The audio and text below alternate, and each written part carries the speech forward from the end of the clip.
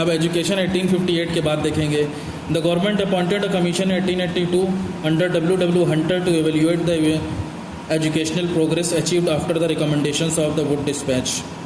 Government ने एक फिर से नया कमीशन 1882 में डब्ल्यू हंटर के अंडर में बनाया गया, जिसमें शिक्षा में क्या प्रोग्रेस हुई है, एजुकेशन सिस्टम में क्या प्रोग्रेस हुई है, जो कि वुड डिस्पैच की रिकमेंडेशन से आई हुई थी, उसको इवेल्यूएट करने के लिए, उसको चेक करने के लिए डब्ल्यू हंटर के अंडर में 1882 में सरकार ने एक नया कमीशन बनाया, एक नया ग्रुप बनाया, नया संगठन बनाया। The hunters commission was appointed by Lord Ripon. Hunter जो आयोग था या जो कमीशन था उसको लॉर्ड रिपन ने अपॉइंट किया था। The commission's views was restricted to primary and secondary education. Commissions के जो व्यूज़ थे, इनके जो विचार थे, उसमें प्राथमिक शिक्षा को और सेकेंडरी शिक्षा को रिस्ट्रिक्ट किया गया, रोकने के लिए कहा गया। It acknowledge that female education had largely been ignored, और उसमें यह स्वीकार किया गया कि बालिकाओं की जो शिक्षा है उसको बहुत ही ज़्यादा इग्नोर किया जा रहा है।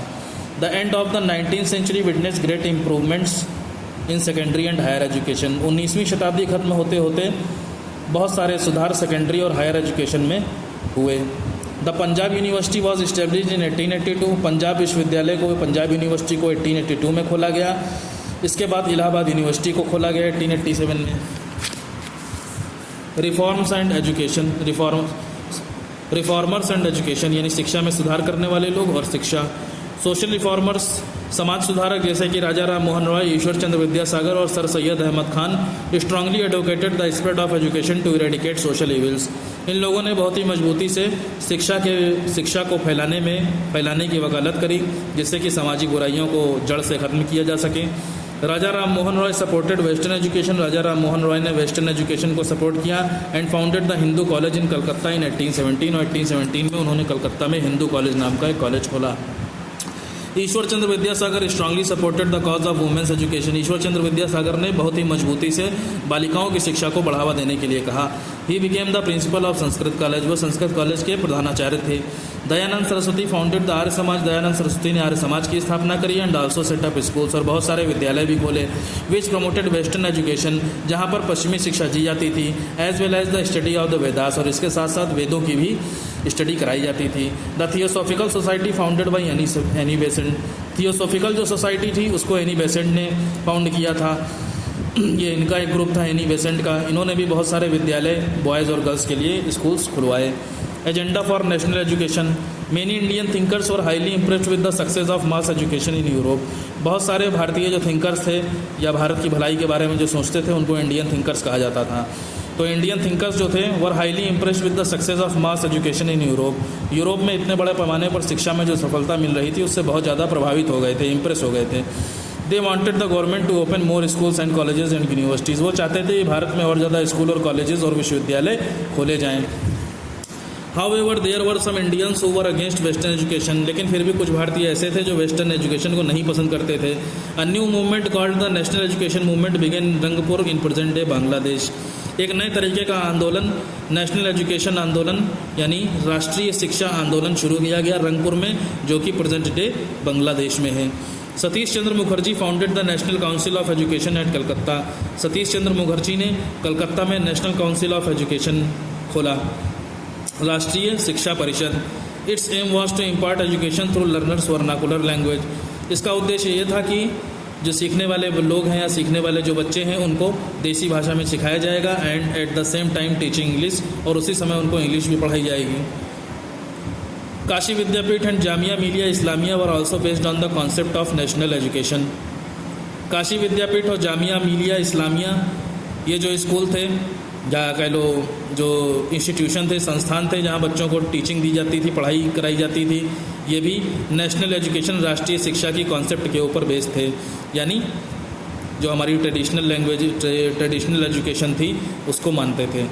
Gandhi ji and Rabindranath Tagore were against the excessive dominance of western education too. Gandhi ji और रविन्द्रनाथ टैगोर जो थे वो भी वेस्टर्न एजुकेशन के बढ़ते हुए वर्चस्व के खिलाफ थे, उसके अगेंस्ट थे। Mahatma Gandhi and Nai Talim. Mahatma Gandhi believe that colonial education had enslaved the minds of the Indians. Mahatma Gandhi ऐसा विश्वास करते थे कि जो अंग्रेजी शिक्षा है उसकी वजह से भारतीयों के जो दिमाग है वो गुलाम बन जाएंगे। He wanted a system of education, वो एक ऐसे सिस्टम को लाना चाहते थे which would help Indians regain their sense of dignity and pride, जिससे कि जो भारतीय फिर से अपने सम्मान को और अपने गर्व को पा सकें। He felt that teaching and learning should take place the vernacular languages, उनको ये ऐसा महसूस हुआ कि टीचिंग और लर्निंग की वजह से वर्नाकुलर लैंग्वेजेस जो हैं उनका, he felt that teaching and learning should take place in the vernacular languages, वो ऐसा महसूस करते थे कि टीचिंग और लर्निंग दोनों ही देसी भाषाओं में कराई जाए, एज इंग्लिश, जैसे कि इंग्लिश से कराई जाती है। Was not in tune with the social surroundings, क्योंकि इंग्लिश जो है उसकी ट्यून जो है उनकी सामाजिक सराउंडिंग से या सोशल सराउंडिंग से मैच नहीं खाती है, इसलिए वो चाहते थे कि भारतीयों को देसी भाषाओं में ही पढ़ाई कराई जाए। Gandhi ji proposed a craft based education system known as Nai Talim, Gandhi ji ने कारीगरी के क्राफ्ट बेस्ड यानी प्रपोज द क्राफ्ट बेस्ड यानी पढ़ाई के साथ साथ उसमें और दूसरे जो काम हैं ऐसे एजुकेशनल सिस्टम को भी परिचित कराया, जिसे नई तालीम के नाम से जाना जाता था। Gandhi ji emphasised on practical knowledge, Gandhi ji ने प्रैक्टिकल नॉलेज के ऊपर जोर दिया। ही बिलीव दैट, वो ऐसा विश्वास करते थे that each student should learn an art, कि हर विद्यार्थी के पास एक ऐसी कला होनी चाहिए, एंड बिकम सेल्फ सफिशिएंट, और उसको आत्मनिर्भर भी होना चाहिए, which would help liberate millions of Indians, जिसकी वजह से लाखों जो भारतीय हैं वो गरीबी के बोझ से दबे हुए हैं, उससे वो ख़त्म हो जाएंगे, यानी सब अच्छे हो जाएंगे। जब वो पढ़े लिखेंगे और पढ़ाई के साथ साथ अच्छी चीज़ों को अपने लिए कुछ चीज़ों को भी तैयार कर सकेंगे तो बिजनेस भी कर सकेंगे आगे, अपना उससे पैसा भी कमा सकेंगे, तो गरीबी से भी हट जाएंगे।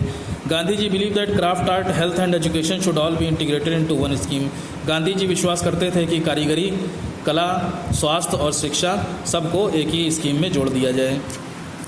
अब आ जाते हैं Tagore and Shantiniketan. Rabindranath Tagore advocated an educational system where students learn in an informal environment in tune with nature. Rabindranath Tagore ने एक ऐसे शिक्षा एजुकेशन सिस्टम को एडवोकेट किया जिसमें विद्यार्थियों को इनफॉर्मल एनवायरनमेंट में यानी अनौपचारिक वातावरण में शिक्षा दी जाए विद नेचर, जिसके साथ प्रकृति भी जुड़ी हुई हो।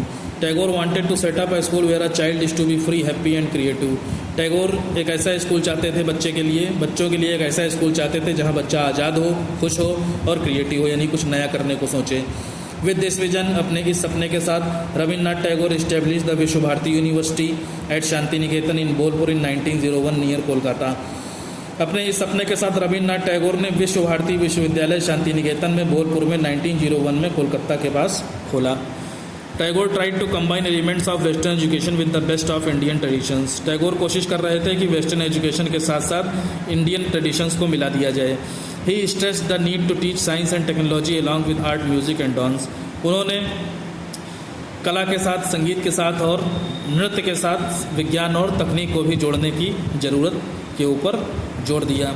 ही believe that the teacher should be imaginative, वो ऐसा विश्वास करते थे कि टीचर को काल्पनिक होना चाहिए। Someone who will understand the students, उसे ऐसा होना चाहिए कि बच्चों को समझ सके एंड डेवलप देयर क्यूरियोसिटी, और उनकी उत्सुकता का डेवलपमेंट कर सके। जो बच्चे पूछना चाह रहे हों, जो बच्चे जानना चाह रहे हों, उसको सॉल्व कर सके। He also felt that creating learning should only be encourage in a natural environment. वो ये भी महसूस करते थे कि जो क्रिएटिव लर्निंग है, यानी चीज़ों को अपने हिसाब से बनाने का जो तरीका है, उसको भी प्राकृतिक वातावरण में एनकरेज करना चाहिए बच्चों को। सो ओपन एयर क्लासेस, इसलिए खुली हवा के जो क्लासेस हैं, where a characteristic feature of Visva Bharati university, वो विश्व भारती यूनिवर्सिटी का एक मुख्य कैरेक्टरिस्टिक था, मुख्य क्वालिटी था, मेन गुण था। In many ways the ideas of Mahatma Gandhi and Tagore were similar regarding education. बहुत सारे तरीकों से महात्मा गांधी और रविन्द्रनाथ टैगोर के जो विचार थे शिक्षा को लेकर के, वो सेम थे, सिमिलर थे। How ever they deferred in certain aspects, लेकिन कुछ पहलुओं में या कुछ चीज़ों में ये दोनों अलग अलग थे। Mahatma Gandhi was critical of western education, Mahatma Gandhi पश्चिमी शिक्षा के आलोचक थे, यानी वो पश्चिमी शिक्षा को अच्छा नहीं मानते थे। And he did not appreciate the worship of machine and technology, और उन्होंने मशीनों और तकनीक की पूजा करने के अप्रिशिएशन को नहीं माना। मतलब वो कह रहे थे कि अंग्रेज लोग जो मशीनों और तकनीक के जरिए पढ़ाई करवा रहे हैं, एजुकेशन करवा रहे हैं, वो अच्छी नहीं है। Tagore on the other hand, Tagore दूसरे हाथ पर wanted to integrate the best of the western world with the Indian tradition. Rabindranath Tagore ये चाहते थे कि वेस्टर्न एजुकेशन को इंडियन ट्रेडिशन के साथ मिला दिया जाए, इंटीग्रेट कर दिया जाए। अब देखिए Wardha scheme of education. In 1937 an all India national educational conference were held at Wardha. 1937 में all India national education conference को वर्धा में हेल्ड किया गया। After the Congress ministry assume the responsibility of administration in 7 major provinces of India. 1937 में all India national education conference यानी राष्ट्रीय शिक्षा समिति, ठीक है, भारतीय राष्ट्रीय शिक्षा समिति को वर्धा में हेल्ड किया गया। कांग्रेस मंत्रालय after the Congress ministry assume the responsibility of administration in 7 major provinces of India. 1937 में 7 जो हमारे भारतीय राज्य थे, 7 इंडियन स्टेट थे, उसमें कांग्रेस को राजकाज की जिम्मेदारी देने के बाद 1937 में all India national education conference को वर्धा में हेल्ड किया गया। Presided over by Mahatma Gandhi, Mahatma Gandhi ने इसका संचालन किया। The conference decided to provide nationwide free and compulsory education. इस समिति में या इस संगठन में यह फैसला लिया गया कि पूरे राष्ट्र में मुफ्त में और ज़रूरी शिक्षा को 7 सालों तक के लिए प्रोवाइड कराया जाएगा। The medium of instruction was to be the mother tongue of the learners. और पढ़ाई करने का जो मीडियम होगा, जो लैंग्वेज होगी, वो सीखने वाले की मदर टंग होगी, यानी जिस जगह का वो होगा वही सी की भाषा में उसको पढ़ाई करवाई जाएगी। The conference appointed a committee with doctor Zakir Hussain as its chairman. इस समिति को डॉक्टर जाकिर हुसैन